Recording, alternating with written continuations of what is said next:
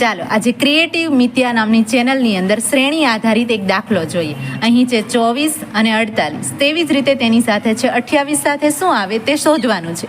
ઓપ્શનની અંદર છે 168, 280, 39 અને 74.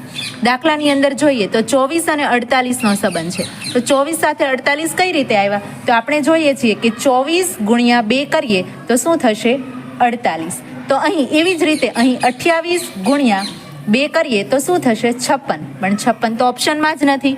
તો બીજી રીત શોધીએ કે 24 છે, અહીં 24 છે એને કઈ રીતે લેવાના? આ બે આંકડાનો સંબંધ છે. તો 4 ઓછા 2 કરીએ તો શું જવાબ આવશે? 2.